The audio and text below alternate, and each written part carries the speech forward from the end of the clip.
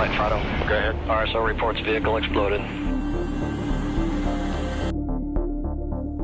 Pada tahun 1986, sebuah bencana mengguncang keyakinan dunia terhadap teknologi.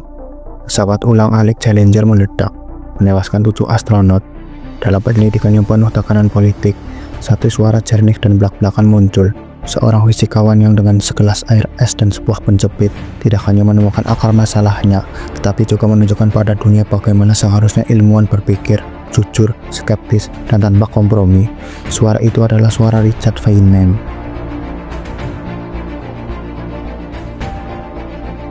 Tapi siapa sebenarnya Richard Feynman? Seorang jenius pemenang Nobel, seorang pelucu yang gemar bermain bunga dan membobol brankas, atau seorang guru yang mampu menerangkan hal-hal paling rumit dengan kejelasan dan semangat yang menular? Kebenarannya, ia adalah semua itu. Ini adalah cerita tentang seorang pria yang keyakinannya bahwa dalam alam semesta dapat dipahami, dan hasratnya untuk berbagi pemahaman itu yang mengubah fisika selamanya dan menginspirasi generasi.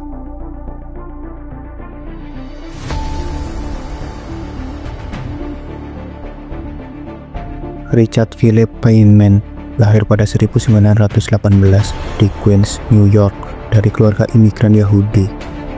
Ayahnya Melville adalah seorang salesman yang mengenalkan Richard pada pola-pola dan keajaiban dunia alam sejak usia dini. Ibunya Lucille memberinya selera humor yang tak tertahankan.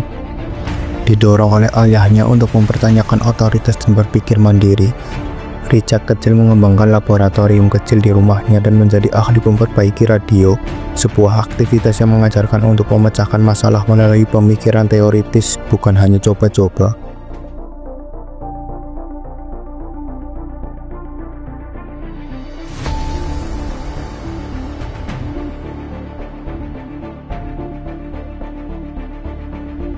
Bakatnya dalam matematika dan sains bersinar di Barroquay High School. Dia mengajarkan sendiri kalkulus, trigonometri, dan aljabar tingkat lanjut sebelum kuliah. Meski ditolak oleh Columbia University karena kuota untuk mahasiswa Yahudi, ini justru membawanya ke MIT dan kemudian Princeton untuk studi doktoral. Di bawah bimbingan John Archibald Wheeler, tesis doktoralnya The Principle of Least Action in Quantum Mechanics, dan menunjukkan bakatnya yang luar biasa untuk mereformulasi fisika dengan cara yang elegan dan intuitif.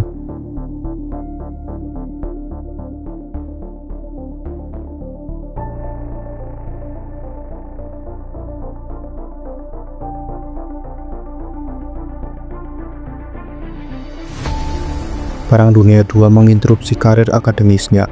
Feynman direkrut untuk proyek Manhattan yang rahasia, proyek pembuatan bom atom.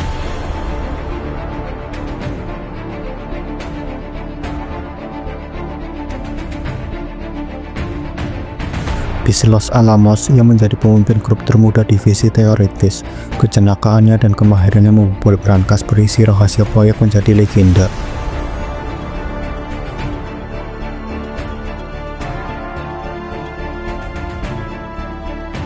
Namun masa-masa ini juga diwarnai kesedihan mendalam. Istri tercintanya Erlyn Greenbun, yang dinikahinya meski tahu ia mengidap TBC parah, meninggal saat ia berada di Los Alamos.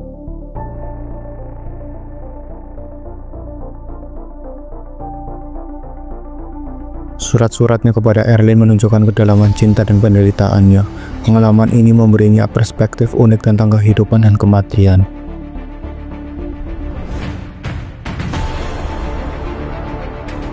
Euforia atas kesuksesan proyek ilmiah besar dalam sejarah ini diikuti dengan kecemasan mendalam ketika dia menyaksikan uji coba Trinity. Dia merenungkan dampak mengerikan dari apa yang telah mereka ciptakan.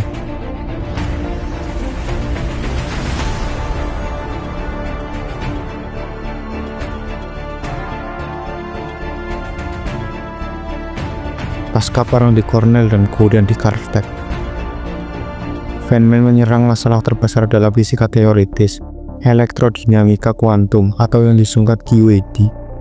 QED adalah teori yang menjelaskan interaksi antara cahaya dan materi. Teori ini berantakan, menghasilkan jawaban yang tak terhingga dan tidak masuk akal.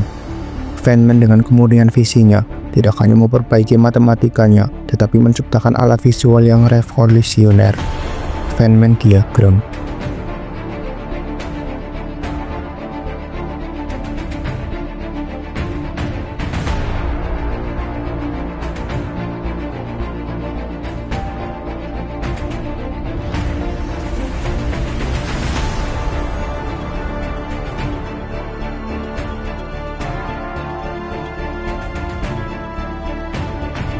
Pada 1965, Feynman bersama Julian Schwinger dan Shinichiro Tomonaga dianugerahi hadiah Nobel dalam fisika untuk karya mereka pada QED. Karakter Feynman yang tak konvensional terlihat ketika ia sempat menolak penghargaan tersebut karena tidak menyukai kemewahan dan kesulitan yang menyertainya sebelum akhirnya menerimanya.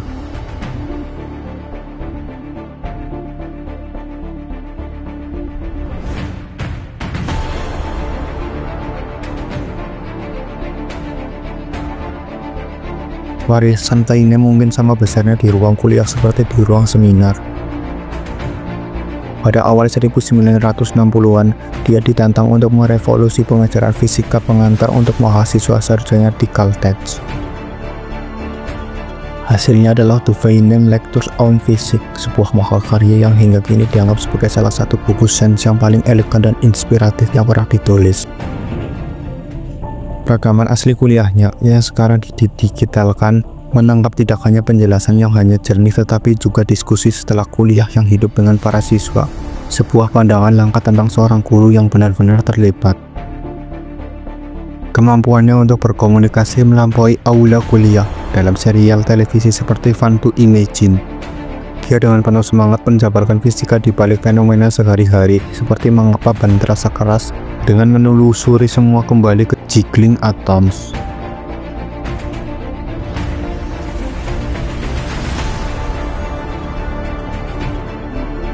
Tapi Feynman bukan hanya sebuah mesin fisika, dia adalah contoh bahwa seorang ilmuwan bisa menjadi manusia yang utuh dan penuh warna.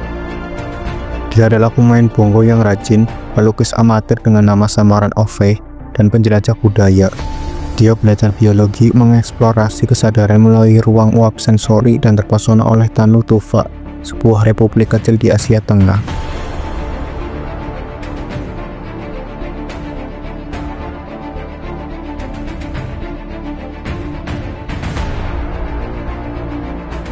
Buku-buku autobiografinya, Surely You're Joking Mr. Feynman, dan What Do You Care What Other People Think, menjadi buku terlaris internasional, memperkenalkan karakter dan filosofinya yang unik pada publik dan luar fisika.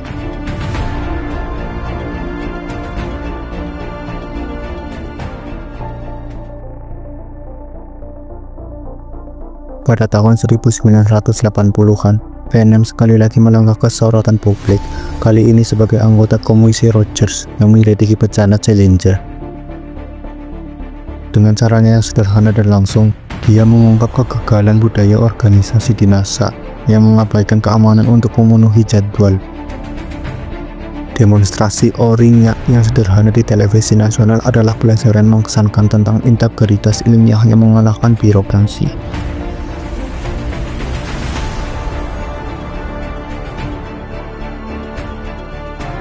Feynman meninggal dunia pada 15 Februari 1988 setelah perjuangan panjang melawan kanker.